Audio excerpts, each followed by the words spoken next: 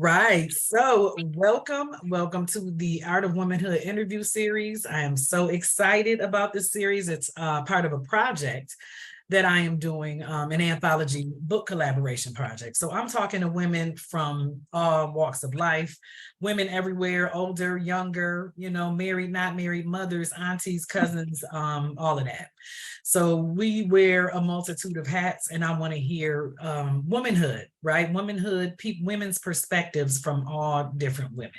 And so today I am talking to Miss Purple Diamond herself, because apparently she is Purple Diamond, aka aka Dorethea Franklin. She and I have been friends since we were 13, 14 years old, whatever. We met in high school. Yeah. Both Virgos. We both Virgos. Both got birthdays coming up. Hers is August 29th, if I'm not mistaken, and mine is September. Right. So we about to be celebrating. That's But right. before we get into all of this celebrating and shit, we're gonna get into what we here to talk about, which is the art of womanhood. Right. As of late, and I think everyone can, has seen what's been happening in the news and on social media and different things as it relates to women, as it relates to being a woman, and people trying to define what that is, right? Trying to define what womanhood is, but at the same time, leaving out the women, leaving out the women, right? They want to tell us what it's supposed to look like, what it's supposed to feel like. We don't corner the market on periods, or we're not the only ones can have babies. This is just some of the stuff that we've heard, over the last, I don't know, year or two or whatever, however long this mess has been going on. Right. And so I just want to get some different perspectives. And before we get into that perspective of it, I know that a lot of times we as women, when we struggle with whatever it is we're struggling with, because again, we run in households, we run in businesses, we raising kids, we're going to work, we're doing this and we're doing that. It's stressful. It can be stressful. It can be draining. And a lot of times we kind of live and teeter in a fight or flight mode mentality. You know what I mean? Now, what do you think about that? And why do you think that is? And do you think we can get out of that mentality?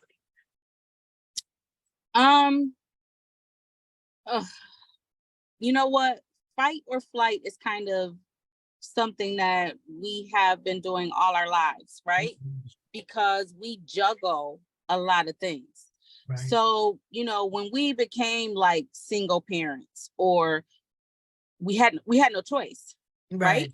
So we had to do it all, learn how to do it all. Sometimes we get it right, sometimes we don't. It's kind of like, I used to tell my older son, you was my test baby. Mm-hmm. To see if you was gonna get it right. Right. You had to figure it out. So yeah, how bad you gonna mess that up, right? Right. So, and then even it's some people that's even married, and it still seems like you are doing everything on your own. Yeah. And that's just sometimes, depending on the type of man that they have. Absolutely. But absolutely, it's still the same. So, I mean, my views on fight or flight, my views on, us having to do everything, and it's hard. It's really hard. It is. And you need support when you're doing stuff. Right. You still need that support, because baby, if you got to just really physically and mentally do it on your own, it's a lot. And it really takes a toll, but it takes a strong ass woman to do that shit. Yeah, it does. And that leads me to, that segues perfectly into the strong Black woman narrative. That leads perfectly into that, because it is a toxic narrative. It's a toxic narrative. It's a narrative that has weighed on Black women for years and years and years. It's a narrative that tells us we got to be strong no matter what. We have to be strong regardless of what the situation. We just have to carry it all on our shoulders and not show any breaking point, not show that we're breaking down, or not show that we're struggling, because we have to, stay up, chin up, chest out for everybody else around us. You know what I mean? And I think that's a toxic narrative. I would love to see how can we get away from that narrative, and what has been your experience with that narrative, because I know you've experienced it. I know you've lived with it and lived through it. You know what I mean? And thinking that way about yourself, like, you know, I'm strong, I'm a Black woman, I just have to be. But what is your thought on that? You know what I mean? What has been your experience with that narrative? My experience is, you know, I got to do it. I got to take care of this person, that person. I got to take care of this person, that person. I got to make sure I go here, there. I was doing that to a point I made myself sick. Mm-hmm. Mm-hmm. I got so sick, and I had to look back at like, well, wow, I'm doing this, that, the third. I'm taking care of everything. Everybody calling me. I mean, but even when I was in the hospital, they were still calling me. Right. Of course. Of course. You know, and I didn't receive all that back. Right. I didn't get all that back. So one thing it taught me is that I have to, if I'm going to help people, if I'm not healer, if I'm not helper, I have to do it in increments, because I have to fit me in there. First, right? Right. Because if I don't, if I'm not good, nobody's good. That's right. So that was the one thing that I learned from that. And I try my best not to. I've been putting boundaries on certain things. Nope, I'm not doing it. You can go do it. You know, I'll let you use the car. You can do that, but bring my car right back. You know, it'd be like things like that. Right. That I've learned to kind of put boundaries on. Right. Because you get to the point, it's like, you know, where's the time for me? And we have to carve that out. We have to carve it out. Shit. You know what I mean? It's like we have so much more time behind us than we do in front of us. And it's okay to be selfish. And it's not even It's not selfish. It's not even selfish. It's self-care. That's right. I'm taking care of me by any means necessary. I'm protecting my peace by any means necessary. So if that means you got to get your ass up and do it yourself, then so be it. You know what I mean? I don't want to.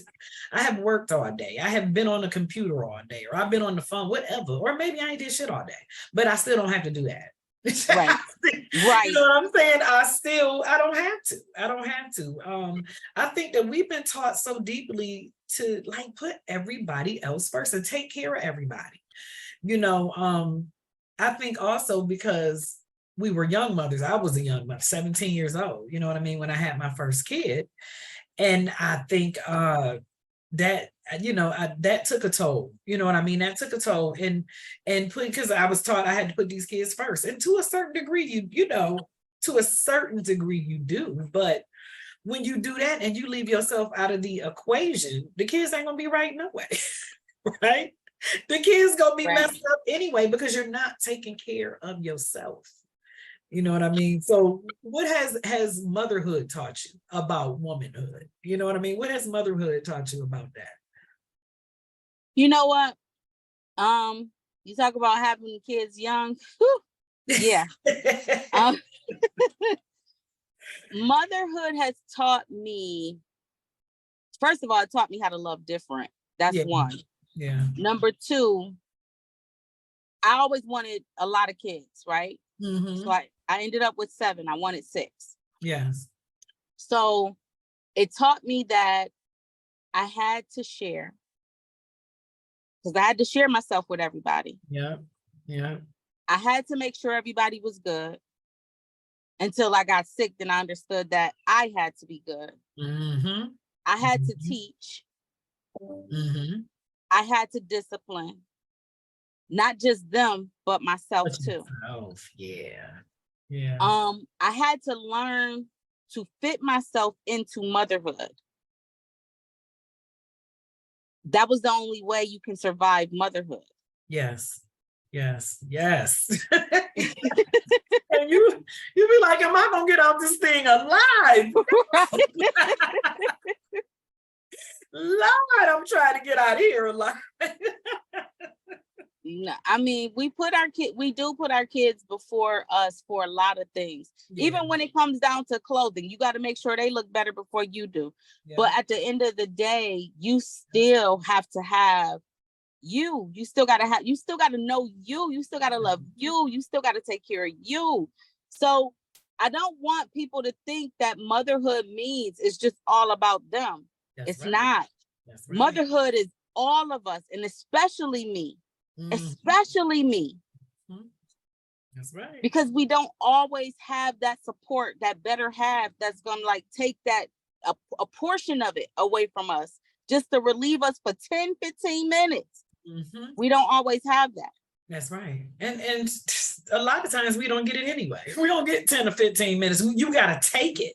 And that's what it is. We have to take it. We can't sit around and say, shit, I'm waiting for some. We got to take it. Like, listen, I ain't doing this. This is what's going on. I'm out, Right. Because our mental health is so important. So many of us struggle with that. You know what I mean? So many of us struggle with anxiety and depression and just a multitude of other, mental health disorders and mood disorders. And we hide that. We hide it. We don't let people see it, and we struggle with it. So how important is mental health? How important are mental health days and mental health maintenance, so to speak? It's so many of us that don't even recognize that we are in a mental health crisis. Like right now, this whole city is in a mental health crisis. But as a woman, being in a mental health crisis and you're always stressed, you're depressed, you're sad, you're in a house, you're not doing anything. You're not doing nothing. So that right there, you are experiencing something with your mental health. Right. And we don't acknowledge it because we feel like, you know what, I'm gonna handle it. It's just whatever. We get that lax attitude about stuff.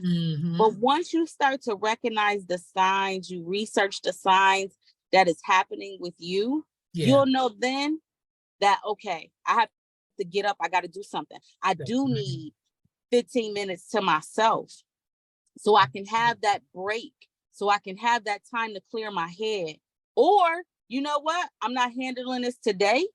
I'm about to leave out this door right now, and I'm just going to take me a walk. Exercising is a wonderful tool that helps women when they're stressed, when their anxiety is high. Yes, it is. Yes, it is. Yeah. So we gotta we gotta understand our bodies. We have to understand our minds. That's the only way that we can battle anything that's happening with our mental health. And listen, we have to listen, and listen to the reasonable side. Because, sometimes we get that voice, that little, that negative voice of, just don't do it. Don't get up. You're not worthy. You're not this, you're not that. So don't listen to that one. You know what I mean? Listen to the one that's trying to get you up and keep you moving. You know what I mean? But you got to listen. You got to listen, like you said, to your body, to your mind, because you only get one shit. And we only get this thing just the one time. You know what I mean? So we might as well make it, make the best out of it. And not just make the best out of it, but shit, enjoy life. You know what I mean? Life is for the living. We deserve to enjoy it. And I just have just one more thing. Can you share a time as a woman when you embraced your womanhood and the strength and as a source of strength and resilience in a difficult situation? Now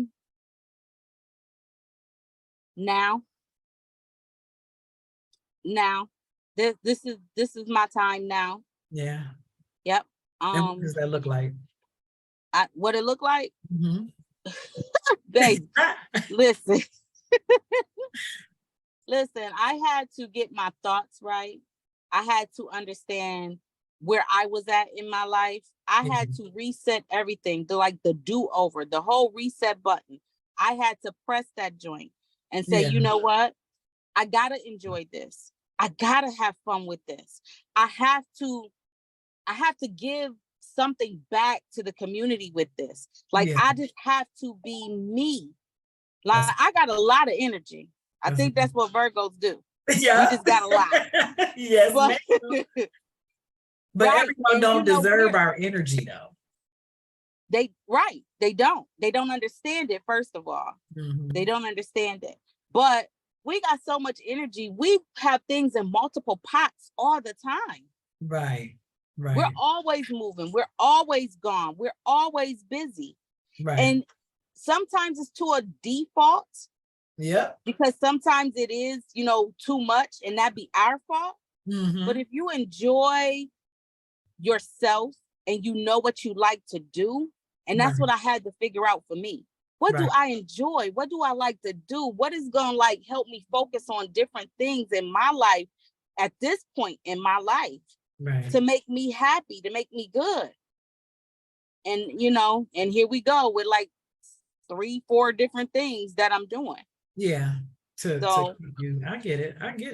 And that helped me. That helped me at this point in my life. It helped me with my mental health. It helped me with understanding Dorethea, Purple Diamond, mental health counselor, all the other stuff that I do. Yes, absolutely. And so, oh goodness, reinvention at this second part, this second part of your life and the second stage of your life. Picking, starting over at this stage in your life. What is that like? It's as far, both aspects of it, reinventing yourself at this stage and starting over at this stage in your life. Reinventing is fun. Do not sleep on that. Ain't it though, girl? Yes, reinventing is fun. Now you may lose people in the process of you reinventing yourself. But reinventing is fun. I would not change what I am doing right now. I wouldn't. I would not. And what was the other thing that you said? Starting over at 50 and beyond, basically, Well, you know what? I'm resetting. I haven't started fully over, because fully over, everybody gonna be out my way.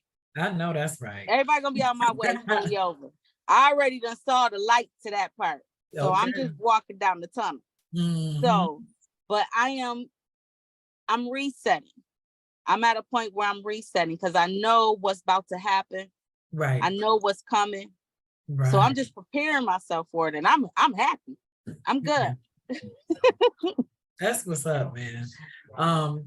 True goodness. And that's what it's all about. And that's what it's all about, right? Right. All about. So I am super excited that you are here, that you joined me, and that you just took a few minutes, to have a conversation with me. And I'm excited. I'm very excited about it. I'm excited about this series. I'm excited. These kids is too loud in the background. You see, we can't even hold a conversation, and I'm not even going to cut this out because it's real shit. You know what I'm saying? I'm not cutting this out. This is going to be in the damn interview. This is real shit. Like, why is y'all making all this noise? I don't understand it. I don't understand. Look, I have someone in the background. I'm recording. It's okay though. I'm sorry. And so anyway, this has definitely been an awesome conversation. We always have a good conversation though when we get together.